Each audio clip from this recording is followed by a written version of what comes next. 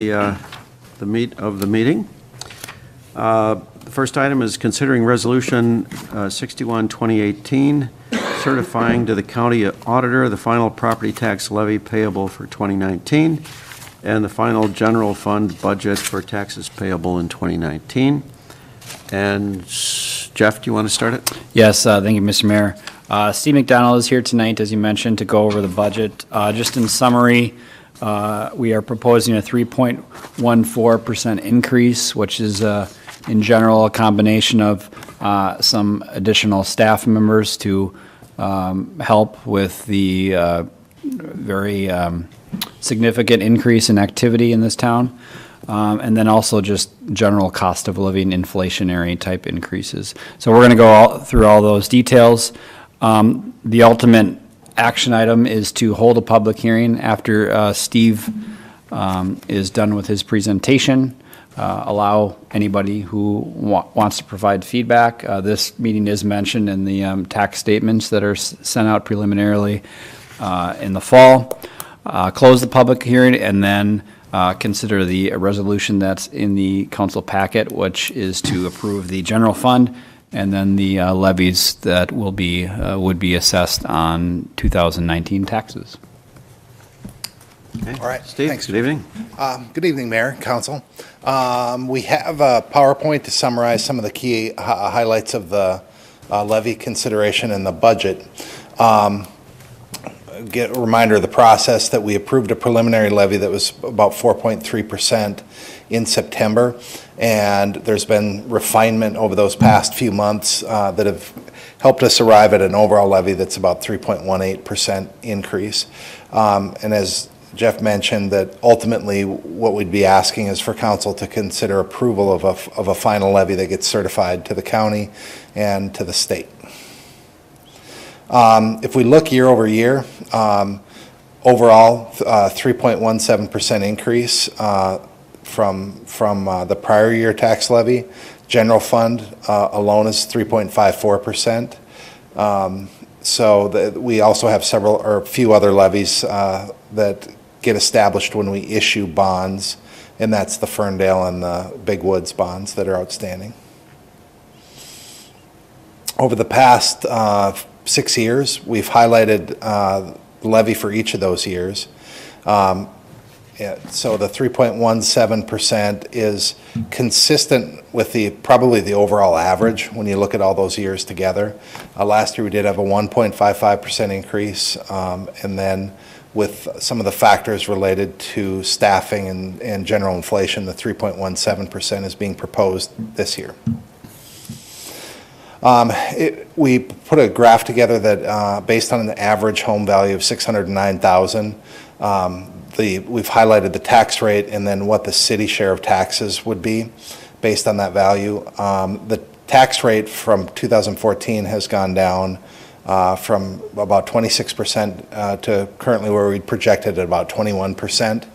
And on that value, the red line indicates what the city share of taxes would be. So again, you're probably about a quarter of the overall tax burden for any resident. Steve, can you kind of indicate why that's going down? The tax rate? Yeah. I forget if I have the tax capacity one in here, but valuation increases over this period of time have outpaced the tax levy increase. And I have a table here that'll show kind of the mix of new construction versus just general inflation. I think that's the next slide. Yeah. Okay, there's a lot going on here, but if you cut to the bottom 3 lines in the total column, you can see that new construction in this upcoming valuation represents 3.43% of the estimated market value in the city.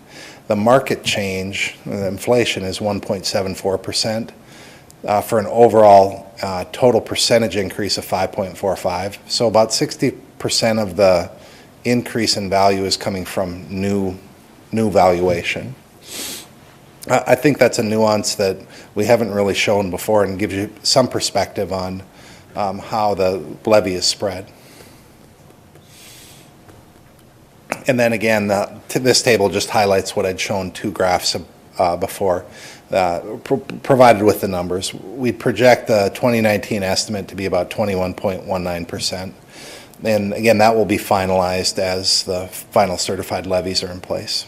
I have a question on that. Is that an estimate based on the building permits that are issued at this point for 2019, or how do we calculate that figure? We have information from the county. We get information from the county every month.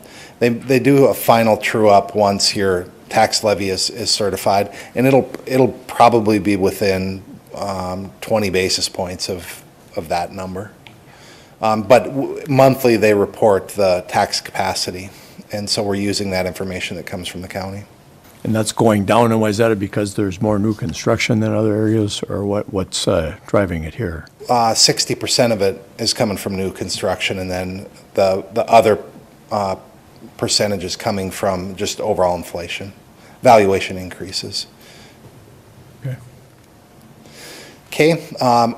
In total, our revenue budget is about $6.6 million, and that is budgeted to increase 6%. As I said before, the tax levy component of that is 3.54%. We're also projecting some increases over the prior budget in license and permits and intergovernmental and charges for service. The license and permits and charges for service are more building activity related revenue.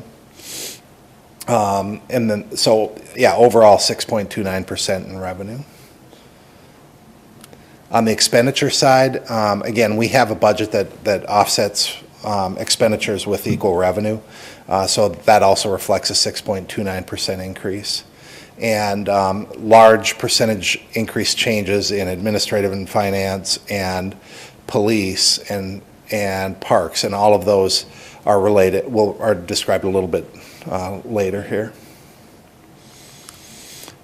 So we have a long list of items that are here. None of them that are more than $30,000 or $40,000. You know, we go through quite a process of going through each of the line items in the budget. One that probably stands out is the interfund operating transfer into the general fund increases $35,000. That's reflecting our estimated cost of services provided by the general fund to the enterprise operations. Okay, on the expenditure side, administrative and finance, as you recall, is one of the bigger percentage increases. The main driver of that is an administrative service director position starting mid-year. Overall, we have a health insurance rate increase as well. But again, the big contributor to the percentage increase is that administrative service director position. Planning and zoning, adding a planning analyst, that's about $43,000. And if you've read the memo, we highlighted some capacity key performance indicators, or just indicators of activity. We had a discussion several weeks ago about what really drives the need for change in staffing, and so we talked about which metrics would provide a good indicator of we have to do more, and you know, things like HR really stand out. You know, the amount of people that kind of come through the liquor operation require HR services and getting them set up and terminating them as they leave the employment of the city, things like that. So police also is additional police officer of $60,000. So that's again another one that department that had a large percentage increase. Building inspection.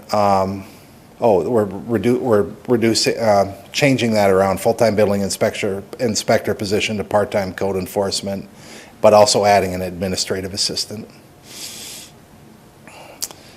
And then, unallocated identifies a few other things, but again, we highlight some of those position changes as a key contributor to the overall increase. Okay, so that's a high-level highlight of what's going on in the budget.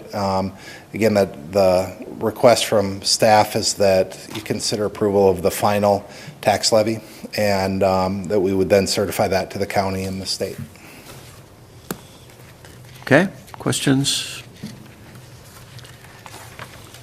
Just one question. I believe we have at least one lawsuit pending regarding an injury. If there's a financial ramification of that, is that included in this as a contingency somewhere, or is that outside of the budget, or how is that dealt with? Is it a workers' comp? No. No? No, it's, Councilmember Tyke, Mr. Mayor, it's an insurance claim that our insurance company is currently working with. So that's covered, that coverage is covered through our premiums that we pay every year, which is in the budget. Okay, thank you. Okay, others? Of course, the two main drivers, administrative and police, and could you remind the audience what the requirements are, or what the pressures are that have led us to needing to make those additions? Yes, so for the Administrative Services Director, there's just more management and guidance needed, more redundancy needed at City Hall for a variety of reasons, which will help take the load off of everybody, basically, at City Hall. And that comes due to what Mr. McDonald was saying about HR. Our HR burden has increased, 1,000% over the past 6 or 7 years. IT has become a increasingly important department, which we don't have. It's kind of spread all over different departments right now, mostly in Public Works. And additional financial oversight right now. We use a lot of consultants, and we're hoping that if we have more resources in-house, such as the Administrative Services Director or whatever that, Finance Director, whatever that position is ultimately called, they'll be able to provide more in-house oversight versus always having to rely on consultants. And then the police department, because of the increased overall activity in the town, and it's not necessarily an increase in crime or anything like that, it's more people call, and rightfully so, 911 for any reason now. Any kind of threat, whether it's a fall, whether it's shoplifting, whatever, we get a lot more calls, and especially with Pres Homes and all the assisted living, the memory care facilities, we get a lot of calls with those types of facilities too. So over the past 5 years or so, calls have gone up substantially, about 30%. This budget will allow us to strengthen our workforce in those two areas. Okay. All right. Thank you, Steve. This is a public hearing, so I will open a public hearing and ask anybody who would like to address the council on the subject to line up behind Steve over here and don't jostle. Just keep calm. I'll step aside.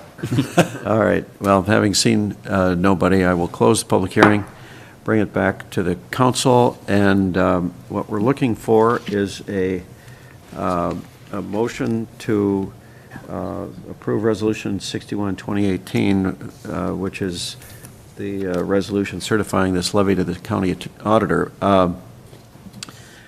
Again, as Steve said, we started out, our preliminary estimate levy was higher, what was it, 4.3, and we're coming down to, whatever is it, 3.18. 3.18.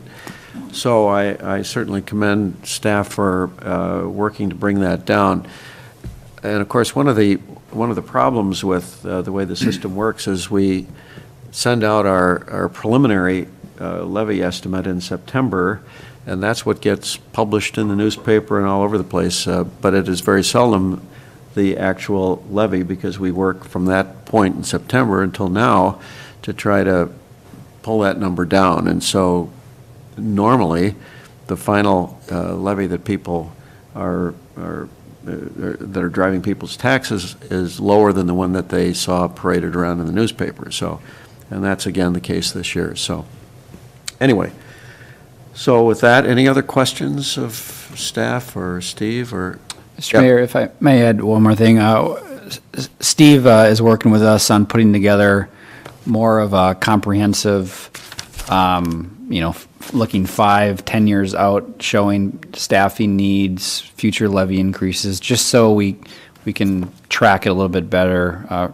And so levy increases, if they are needed, I'm not saying they are, wouldn't be as much of a surprise, and we can actually plan for them ahead of time and make decisions based on that. So hopefully over the next few months, you'll have a little bit more information, a little bit more further out in terms of staffing.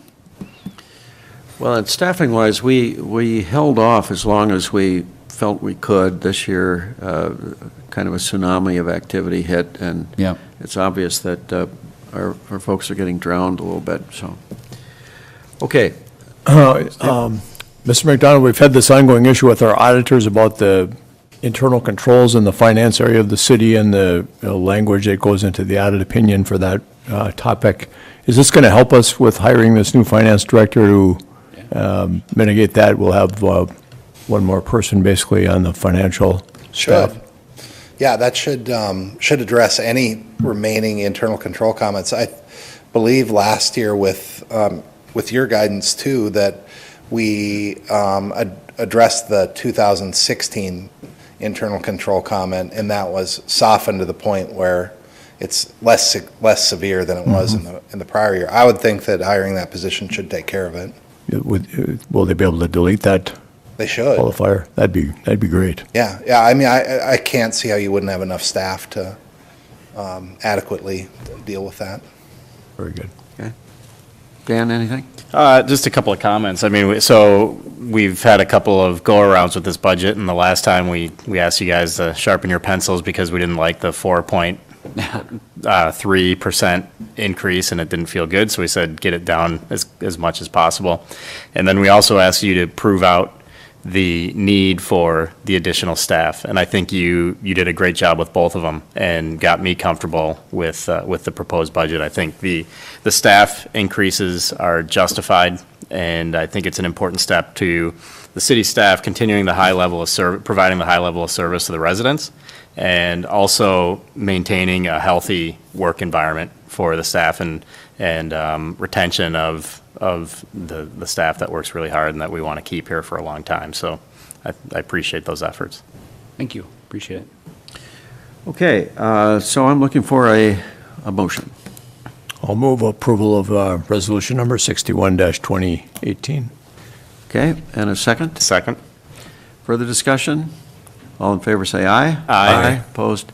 That passes. Thank you very much. Thank you, Steve. All right, thank you. And we'll move on to the next public hearing item, which is considering approval of Resolution 71, 2018, vacating the drainage and utility easement, and Resolution 68, 2018, approving the preliminary and final plat subdivision and variances at 450 and 460 Highcroft Road. And City Planner, you're going to walk us through that. Well, thank you, Mr. Mayor and Council. So the property owner of the property to the east, 450 Highcroft, has also purchased the property to the west. It's actually a vacant residential property. There was a home on that lot up until maybe a year or maybe a little bit more ago. That house was demolished ultimately for construction of a home. We actually had a permit in for that house. They ultimately didn't proceed forward.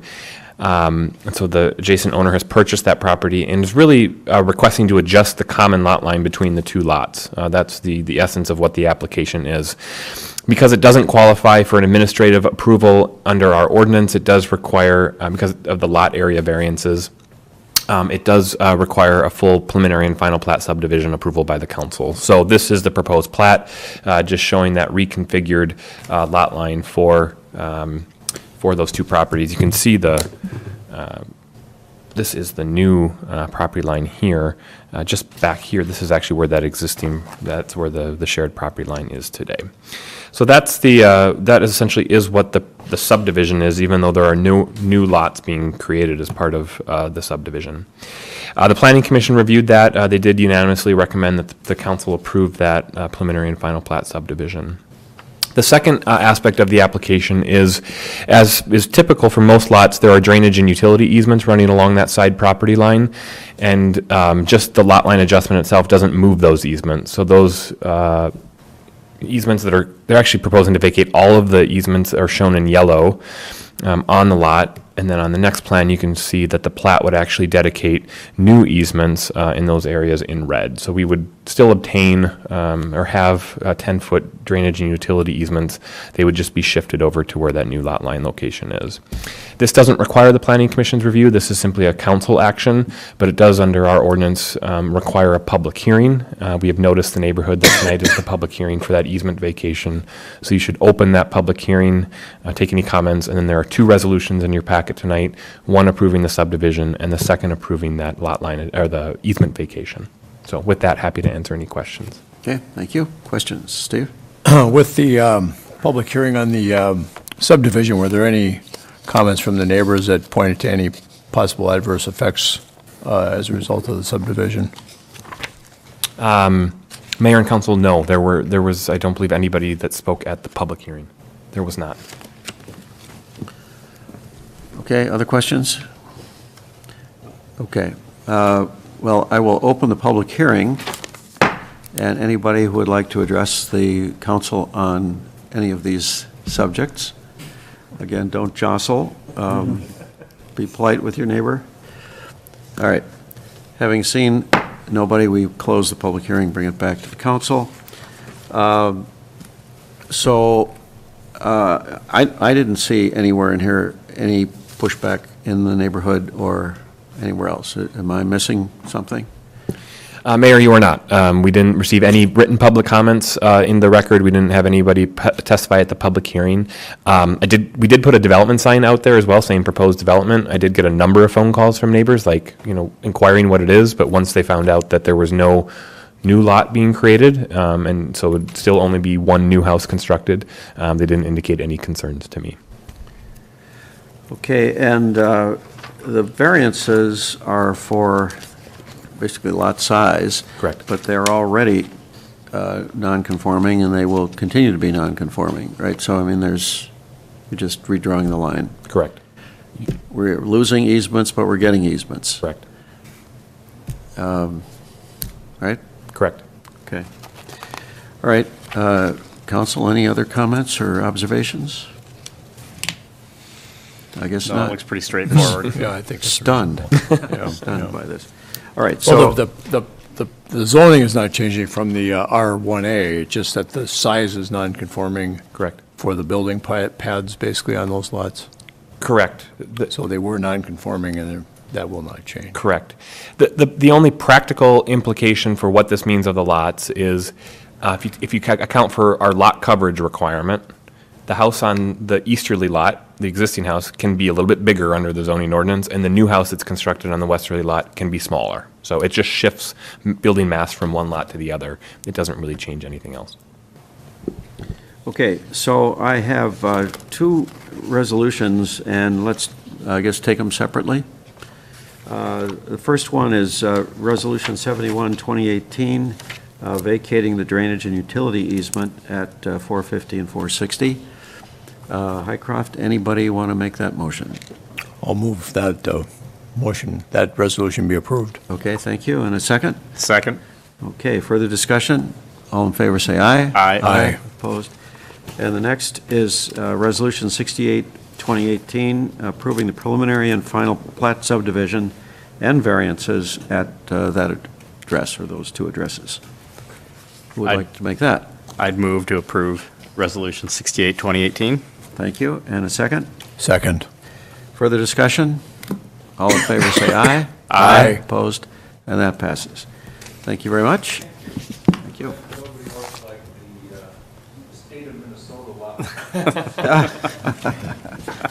That's very patriotic. Thank you. Okay. And so on to city manager's report. Well, since we have more, it's a quicker meeting than normal, I've prepared a laundry list of items here. No, just a couple quick things. One is I forgot to mention during the budget conversation, just a thanks to Kathy Ovshek in the finance office. She pretty much runs the budget process and has done another great job this year. So thanks to Kathy. With that, just a couple other things. It's the holidays, of course. There's still a lot going on in Wayzata, even though the tree lighting and the holiday parade is done with. Santa and his reindeer will be at Colonial Square December 8th and 15th from 2 to 4 p.m. At the Hotel Landing, there will be this Saturday, actually Sunday, December 9th, during brunch hours, 11 to 3, Santa as well, where kids can come and have brunch and get their pictures taken with Santa. Shop with a Purpose Day, where all proceeds for certain businesses on December 14th will go to Interfaith Outreach. And then during these kind of peak holiday shopping times, the Chamber is running a special trolley they've built as the Holly Jolly Trolley on December 8th and the 15th. So a lot going on still as we gear up towards Christmas and New Year's. At the next meeting, beforehand, we're going to have a workshop that's basically going to consist of interviews for boards and commissions. I think we'll have about 11 interviews to make way for 2019 appointees. So just a reminder for that. And last but not least, don't forget, for everybody at home, December 11th is when we're going to be sending Steve off in a farewell reception here at City Hall from 5 to 7 p.m. We're going to have a little program at 5:45 for half hour or so. We'll have light refreshments and maybe give them a couple mementos and really just show how much we've appreciated his service over the past 4 years. And I'm sure we'll have a lot of family, friends, and community members here to reiterate our thanks to Steve. So put that on your calendars as well.